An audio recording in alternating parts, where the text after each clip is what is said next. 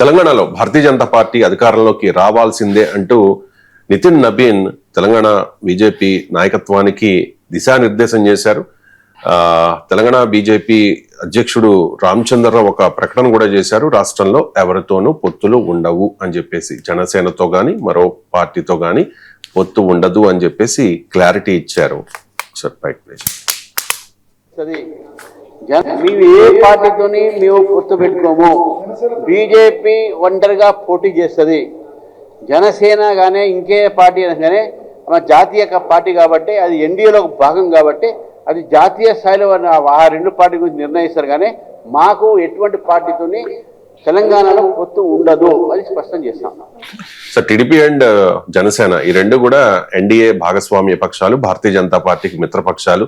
అయినా ఎందుకు సార్ పదే పదే జనసేన గాని టీడీపీ గాని మేము పొత్తు పెట్టుకోమని చెప్పి తెలంగాణ బీజేపీ నాయకులు చెబుతూ ఉన్నారు? అంటే టీడీపీ జనసేనలతో కలిస్తే భారతీయ జనతా పార్టీకి తెలంగాణలో ఏదైనా నష్టం ఉందా? అంటే ఇది ఇటీవల ఏంటంటే పవన్ కళ్యాణ్ హైదరాబాద్ లో మీటింగ్ పెట్టడం, తెలంగాణ ఎవరి జాగీరని ప్రశ్నించడం, తెలంగాణలో కూడా మేము పోటీ చేస్తామనడం, పార్టీ కార్యాలయాన్ని ప్రారంభించడం, నరేంద్ర మోడీ హైదరాబాద్ వచ్చినప్పుడు ప్రత్యేకంగా చంద్రబాబు పవన్ కళ్యాణ్ ఇంట్లోనే ఎక్కువ గడపడం, తెలంగాణ నాయకులతో తక్కువ సమయం గడపడం, ఈ పరిణామాలన్నీ కూడా బీజేపీ టీడీపీ జనసేనలు కలిసి తెలంగాణలో పోటీ చేయబోతున్నాయి. ముఖ్యంగా జిహెచ్ఎంసీ ఎన్నికల్లో ఒక ప్రయోగం చేయబోతున్నారు అనేటువంటి అభిప్రాయాన్ని బలోపేతం చేశాయి. మామూలుగా స్ట్రెంత్ ఇవ్వలేదు ఆ అభిప్రాయం. ఎందుకంటే గతంలో కూడా జనసేనతో కలిసి పోటీ చేసిన చరిత్ర బీజేపీకి తెలంగాణలో ఉంది. టీడీపీతో అయితే 2014లో పోటీ చేశారు, విడిపోయారు. కానీ జనసేనతో కలిసి ఇటీవలే పోటీ చేసిన ఉదాహరణ కూడా ఉంది. అందువల్ల ఈ స్పెక్యులేషన్ చాలా పెరిగింది మీకు ఈ పరిణామాల వల్ల. సో ఈ స్పెక్యులేషన్ ఎప్పుడైతే పెరిగిందో మీకు భారతీయ జనతా పార్టీలో కలకలం మొదలైంది. ఎందుకంటే జాతీయ నాయకత్వముకు రాష్ట్రంలో జరిగే పరిణామాలతో డిస్కనెక్ట్ ఉంది. రాష్ట్ర పార్టీ బ్రెయిన్ రాష్ట్ర పార్టీలో లేకుండా కేంద్రంలో ఉంది. అందుకే మీరు చూడండి, రామచంద్రరావు అన్న దాంట్లో మాకు కనబడుతుంది ఈ జాతీయ పార్టీలు ఆ రెండు పార్టీలు నిర్ణయించుకుంటాయంట. రెండెవరు? రాష్ట్రంలో బీజేపీ వేరు, జాతీయ స్థాయిలో బీజేపీ వేరు కాదు కదా, వేరే అన్నట్టుగా మాట్లాడుతున్నారు. రాష్ట్ర బీజేపీ జాతీయ బీజేపీ ఒక్కటే అన్న అభిప్రాయం కన్నా కూడా ఈ రెండు వేరు వేరు ఎంటిటీస్ అనేటువంటి మీనింగ్ ఎందుకు వస్తుంది? ఆ కన్ఫ్యూజన్ ఎందుకు ఉంది అంటే, స్టేట్ బీజేపీలో టీడీపీ జనసేనతో కలిస్తే మనకు నష్టము అనే బలం అనే భావనకు చాలా బలంగా వినిపిస్తుంది. కొద్దిమంది దీనికి భిన్నమైన అభిప్రాయం ఉండవచ్చేమో, కానీ ఎక్కువ మంది అభిప్రాయం ఇది. జాతీయ బీజేపీ కోమో అక్కడికి వెళ్ళి వాళ్ళు టెలిస్కోపిక్ పాలిటిక్స్ అవి, టెలిస్కోప్ లో చూస్తే బైనాక్యులర్ పాలిటిక్స్ అవి, అక్కడ నుంచి చూస్తే ఇక్కడ రాజకీయాలు అర్థం కాదు. ఇక్కడ సెంటిమెంట్ ఏంటి, ఇక్కడ ఆప్టిక్స్ ఏంటి, ఇక్కడ ఉన్నటువంటి తెలంగాణలో ఉన్న హిస్టారికల్ డైమెన్షన్స్ ఏంటి అనేది వాళ్ళకి అర్థం కాక వాళ్ళు టూ మెకానికల్ గా టూ టెక్నికల్ గా పొలిటికల్ అలియన్సెస్ ను కెమిస్ట్రీ ఆలోచించకుండా అరిథమెటిక్ మాత్రమే ఆలోచిస్తున్నారు. ఎందుకంటే ఇక్కడ ఆంధ్ర ప్రాంతం నుంచి వచ్చే సెటిల్ అయిన వాళ్ళు చాలా మంది ఉన్నారు. వాళ్ళందరూ కూడా టీడీపీ అభిమానులు ఎక్కువ మంది ఉన్నారు, జనసేన అభిమానులు ఉంటారు. గనక వీళ్ళందరూ కూడా మనకు కలిసి వస్తారు అనేటువంటి ఒక అరిథమెటిక్, పొలిటికల్ అరిథమెటిక్ పైన కేంద్ర నాయకత్వం ఆలోచిస్తుంది. కానీ పొలిటికల్ కెమిస్ట్రీ పైన రాష్ట్ర పార్టీలో చాలా మంది ఆలోచిస్తున్నారు. ఇది ఇప్పుడు బీజేపీ నాయకులు మీరు అడగండి ఆఫ్ ద రికార్డు, అసలు మాకు అర్థం కాదు. మోడీ చంద్రబాబును కలవడం తప్పు కాదు, పవన్ కళ్యాణ్ కలవడం తప్పు కాదు. ఎందుకంటే వాళ్ళు ఎన్డీఏ నాయకులు కాకపోయినా కలవచ్చు, నేరం కాదు కదా, కలవడం అనేది తప్పు కాదు. కానీ అది హైదరాబాద్ వేదికగా తెలంగాణ బీజేపీ కార్యక్రమానికి వచ్చి వెళ్ళడం ఏంటి? ఆంధ్రాకి వెళ్ళినప్పుడు కలవచ్చు, ఇబ్బంది ఏమీ లేదు. ప్రైమ్ మినిస్టర్కి ఉండే సమయమే చాలా పరిమితం. అది ఏ రకమైన ఆప్టిక్స్ ను పంపిస్తుంది అనేటువంటి టెన్షన్ ఆల్రెడీ బీజేపీ నాయకత్వంలో వ్యక్తం అవుతుంది. అలాగే పవన్ కళ్యాణ్ దూకుడుగా వ్యవహరించడం. పవన్ కళ్యాణ్ రాష్ట్రంలో జనసేన గతంలో కూడా పోటీ చేసింది, బీజేపీ కలిసి కూడా ఉంది. కానీ తెలంగాణ వాదముతో కాన్ఫ్రంట్ అయ్యారు పవన్ కళ్యాణ్. అక్కడ బీజేపీకి టెన్షన్ పట్టుకున్నది. ఎందుకంటే అంతకుముందు జనసేనతో కలిసి పోటీ చేయలేదా, కానీ అక్కడేం పెద్ద ఫలితం రాలేదు. తెలంగాణలో తెలంగాణ సెంటిమెంట్తో కాన్ఫ్రంట్ అవుతున్నట్టుగా మీకు తెలంగాణ ఎవరి జాగీరు ఇలాంటి వ్యాఖ్యలు చేయడం, దానిపైన కాంగ్రెస్ నాయకులు పొన్నం ప్రభాకర్ లాంటి వాళ్ళు ఇతరులు అవును బరాబరి మా జాగీరి అనడము, ఈ కాంట్రవర్సీ బీజేపీని చాలా ఇరకాటంలో పెట్టింది. అంటే ఇటీవల పవన్ కళ్యాణ్ తెలంగాణలో ఉన్న అంశాలతో వచ్చినటువంటి ఘర్షణ బీజేపీలో ఈ టెన్షన్ పుట్టించింది. అందుకే ఇంత రిపీటెడ్ గా మళ్ళీ మాకెవరితో ఎవరితో పొత్తుండదు అని వివరాలు ఇచ్చుకోవాల్సిన, సంజాయిషులు ఇచ్చుకోవాల్సిన పరిస్థితులు ఎందుకు ఏర్పడింది? దీనికి కారణం ఏంటంటే రాష్ట్రం విడిపోయాక రాజకీయ పరిస్థితులు మారుతాయి. మీకు గమనించండి, మీకు తెలంగాణ ఉద్యమ సమయంలో తెలంగాణలో ఉన్నటువంటి ఆంధ్ర ప్రాంత మూలాలున్న ప్రజలకు కానీ ఆంధ్రప్రదేశ్లో ఉన్నవారు కానీ బీఆర్ఎస్ ను వ్యతిరేకించారు, బీఆర్ఎస్ భాషను వ్యతిరేకించాలు, వారి వ్యాఖ్యలు వ్యతిరేకించారు. కానీ ఒక్కసారిగా తెలంగాణ వచ్చాక పొలిటికల్ క్లైమేట్ మారిపోయింది. ఎక్కడైతే ఆంధ్రప్రదేశ్ మూలాలున్న ప్రజలు ఎక్కువ ఉన్నారో అక్కడే బీఆర్ఎస్ గెలిచింది. తెలంగాణ ప్రాంతాల మూలాలున్న ప్రజలున్న ఎల్బీ నగర్, ఉప్పల్ ప్రాంతంలో గెలవలేదు, అక్కడ బీజేపీ గెలిచింది జిహెచ్ఎంసీ ఎన్నికల్లో. మీకు కోకటపల్లి, షేర్లింగంపల్లి, ఈ కుత్బుల్లాపూర్, జూబ్లీ హిల్స్, ఈ అసెం పార్లమెంట్ నియోజకవర్గాల్లో చాలా చోట్ల ఆంధ్రప్రదేశ్ బ్యాక్గ్రౌండ్ ఉన్న వాళ్ళు చాలా మంది ఉన్నారు. వారు అక్కడ బీఆర్ఎస్ అద్భుతమైన విజయాన్ని సాధించింది కదా, 100 సీట్లు వచ్చాయి కదా జిహెచ్ఎంసీ ఎన్నికల్లో.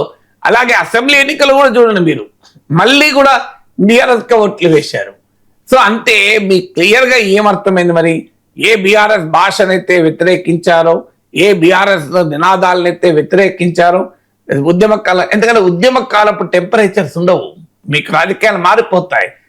మనం తమిళనాడులో మన మద్రాసు రాష్ట్రం నుంచి ఆంధ్ర రాష్ట్రం విడిపోయినప్పుడు తెలుగు వాళ్ళ పొలిటికల్ సెంటిమెంట్ ఒక రకంగా ఉంటుంది, విడిపోయాక ఇంకో రకంగా ఉంటుంది. విడిపోయాక మనం అక్కడ డిఎంకే లెక్క మద్రాసులో తెలుగు వాళ్ళు ఓట్లేస్తారు తప్ప ఆడ తెలుగుదేశం వైసీపీకి ఓట్లేస్తారా? అందువల్ల మనకు రాజకీయాలు ఎలా ఉంటాయంటే ప్రజల మా అభిప్రాయాలు అక్కడ ఉన్న కాంటెక్స్ట్ బట్టి ఉంటాయి. ఇది కాకుండా ఆంధ్రప్రదేశ్ రాజకీయాల ఫంక్షన్ గానే తెలంగాణలో ప్రజలు ఓట్లేస్తారనే భ్రమలో కొన్ని పార్టీలు ఉన్నాయి. అది కాదని మనకు చరిత్ర నిరూపించింది కూడా కదా. ఇక ఆంధ్రప్రదేశ్ మూలాలున్న పార్టీలు అంటే ఆంధ్రప్రదేశ్ నాయకుల నాయకత్వంలోని పార్టీలు తెలంగాణలో మనుగడ సాధించవు అని హిస్టరీ నిరూపించింది కదా. ఎందుకు ఉండవు? ఇది ఇక్కడైనా చూడండి మీరు, బీహార్ జార్ఖండ్ మీరు విడిపోయాయి. సారీ, బీహార్ జార్ఖండ్ విడిపోయాయి. బీహార్లో ఉన్న ఆర్జేడీ జేడీయూ జార్ఖండ్లో ఉన్నాయా? జార్ఖండ్ ముక్తి మోర్చా, కాంగ్రెస్, బీజేపీ ఉంది. ఉత్తరప్రదేశ్లో సమాజ్వాదీ పార్టీ, బీఎస్పీలు ఉన్నాయి. ఉత్తరాఖండ్లో ఎస్పీ లేదు. ఉత్తరాఖండ్ పాలిటిక్స్ లో కాంగ్రెస్ వర్సెస్ బీజేపీ ఉంది. ఇంత క్లియర్ గా మన డిఫరెంట్ కనబడుతున్నాయి కదా. అందువల్ల దేశాలు విడిపోయినా, రాష్ట్రాలు విడిపోయినా రాజకీయాలు కంప్లీట్ గా మారిపోతాయి. అందువల్ల మీకు ఆంధ్రప్రదేశ్, బీహార్, అలాగే మీకు మధ్యప్రదేశ్ అంటే ప్రాబ్లం లేదు. 2 చోట్ల కూడా పార్టీ పొలిటికల్ సిచ్యువేషన్ ఒకటే, కానీ ప్రాంతీయ పార్టీలు మధ్యప్రదేశ్లో లేవు కనుక ఒకటే. కానీ బీహార్లో ఉన్న ప్రాంతీయ పార్టీలు, ఉత్తరప్రదేశ్లో ఉన్న ప్రాంతీయ పార్టీలు రాష్ట్రాల విభజన తర్వాత ఆ పార్టీ నాయకులు ఏ ప్రాంతానికి చెందిన వారైతే అక్కడికే పరిమితమయ్యారు. ఉత్తరప్రదేశ్లో ఉన్న అఖిలేష్ యాదవ్ నాయకత్వంలోని, ములాయం నాయకత్వంలో సమాజ్వాదీ పార్టీ ఉత్తరాఖండ్లో లేదు. మీకు లాలూ యాదవ్, నితీష్ కుమార్ నాయకత్వంలోని పార్టీలు మీకు జార్ఖండ్లో పెద్దగా లేవు, చాలా నెగ్లిజిబుల్ ప్రజెన్స్. అలాగే ఆంధ్రప్రదేశ్ నేపథ్యం ఉన్నటువంటి చంద్రబాబు నాయుడు, జగన్మోహన్ రెడ్డి, మీకు పవన్ కళ్యాణ్, ఈ నాయకుల నాయకత్వంలో ఉన్న పార్టీలు తెలంగాణలో సీట్లు ఓట్లు తెచ్చుకోవడం పెద్ద ఛాలెంజ్ అయింది. అన్ని పార్టీలకైంది ప్రాబ్లం, ఒక్కరికే కాదు. ఇప్పుడే కాదు, మీకు ప్రజారాజ్య అనుభవం కూడా అదే చెప్తుంది కదా. ప్రజారాజ్యం ఒకటే సీట్ వచ్చింది కదా తెలంగాణలో. అంటే చిరంజీవి అభిమానులు లేరా తెలంగాణలో? మా బోలెడు మంది అభిమానులు చిరంజీవిలో. మన బంధువుల్లో మిత్రులను అడగండి, 10 మంది అడిగితే 8 మంది చిరంజీవి అభిమానులు ఉంటారు. తెలుగు వాళ్ళలో 10 మంది అడగాలి, 8 మంది చిరంజీవి అభిమానులు ఉంటారు. అందులో 6 పవన్ కళ్యాణ్ అభిమానులు కూడా ఉంటారు. 8 మంది ఉన్నా ఆశ్చర్యం లేదు. పవన్ కళ్యాణ్ అభిమానులు లేరా? మామూలుగా ఉన్నారా పవన్ కళ్యాణ్ అభిమానులు తెలంగాణలో? అందువల్ల అభిమానులు ఉండడం వేరు. చంద్రబాబు నాయుడు అభిమానులు లేరా? చంద్రబాబు నాయుడు అభిమానించేవారు అర్బన్ మిడిల్ క్లాస్ లో హైదరాబాద్ లో లక్షల్లో ఉంటారు. తెలుగుదేశం చాలా మామూలు పార్టీ కాదు. ఇక్కడ ఎంత బలమైన నాయకులు, దేవేంద్ర గౌడ్, ఎర్రవల్లి దయాకర్ రావు, తలసాని శ్రీనివాస్ యాదవ్, తుమ్మల నాగేశ్వరరావు, వీళ్ళంతా మామూలు లీడర్ల. వీళ్ళు హేమీలు కదా ఒకప్పుడు తెలంగాణలో. వీళ్ళందరూ కూడా మీకు తెలంగాణ ఉద్యమ కాలాన్ని కూడా తట్టుకొని 2014లో 15 సీట్లు వచ్చాయి కదా ఉమ్మడి రాష్ట్రం. మీకు తెలంగాణలో 15 సీట్లు వచ్చాయి, మామూలు కాదు. మీకు బీజేపీకి 5 సీట్లు వచ్చాయి తెలంగాణ బిల్లుకి ఒప్పించిన. అందువల్ల టీడీపీ బలం మామూలు కదా. ముఖ్యంగా బ్యాక్వర్డ్ క్లాస్ లీడర్షిప్ ఇచ్చింది తెలంగాణలో టీడీపీ. మీకు ఇన్ఫర్మేషన్ టెక్నాలజీతో హైదరాబాద్లోను తెలంగాణ అర్బన్ మిడిల్ క్లాస్లో చంద్రబాబు నాయుడు అమ్మానించే వాళ్ళు లక్షల్లో ఉన్నారు. కానీ మరి తెలుగుదేశానికి ఎందుకు ఓట్లేస్తలేరు? ఆశ్చర్యవేత్తం మనకు. ఇప్పుడు నాకు 2007లో నేను ఫస్ట్ టైం ఎమ్మెల్సీగా పోటీ చేసినప్పుడు నా ప్రధాన ప్రత్యర్థిగా నా తర్వాత టీడీపీ ఉండే, నా సెకండ్ ప్లేస్లో, థర్డ్ ప్లేస్లో బీజేపీ ఉండే, ఫోర్త్ ప్లేస్లో టీఆర్ఎస్ ఉండే. మీకు సెకండ్ ప్లేస్లో నాకు టీడీపీ ఉండే. నా మంచి మిత్రుడు పిఎల్ శ్రీనివాస్, అప్పుడు మిత్రుడు ఇప్పుడు మిత్రుడు, నా ప్రత్యర్థి అప్పుడు టీడీపీ నాయకుడు. ఇప్పుడు ఆయన మీకు అప్పుడు 2007లో. అదే 2021లో మళ్ళీ ఎల్ రమణ పోటీ చేశాడు టీడీపీ తరఫున. ఆయన రాష్ట్ర అధ్యక్షుడు, మాజీ మంత్రి, మాజీ ఎంపీ, అంత ప్రొఫైల్ ఉన్న లీడర్కి 5,000 ఓట్లు వచ్చాయి. నాకు 58 ఓట్లు వచ్చాయి. నాకు ఫస్ట్ ప్రిఫరెన్స్ 58,000 వస్తే ఎల్ రమణకు 5,000 వచ్చాయి. మరి ఏం చెప్పాలి మీ అంటే తెలుగుదేశం అమ్మాయిలు 5,000 మంది ఉంటారా హైదరాబాద్, రంగారెడ్డి, మహబూబ్నగర్లో? ఆంధ్ర మూలాలు ఉన్న వాళ్ళు గ్రాడ్యుయేట్లు కొన్ని లక్షల్లో ఉంటారు కదా. తెలుగుదేశాన్ని అభిమానించి ఆంధ్ర మూలాలు ఉన్న వాళ్ళు లేలే కదా ఓట్లు, వాళ్ళు నాకేశారు కదా. నాకేశారు, బీజేపీకి వేశారు, బీఆర్ఎస్కి వేశారు, టీడీపీకి వేయలేదు కదా వాళ్ళు. అంటే ఎందుకు మరి మీకు అదెందుకు? 2009లో రాజశేఖర్ రెడ్డి ఖచ్చితంగా రాష్ట్ర విభజనకు వ్యతిరేకం, అందరికీ తెలుసది. రాష్ట్ర విభజనకు తీవ్ర వ్యతిరేకి రాజశేఖర్ రెడ్డి బతుకుంటే అసలు ఆంధ్ర రాష్ట్రం విడిపోయేది కాదు.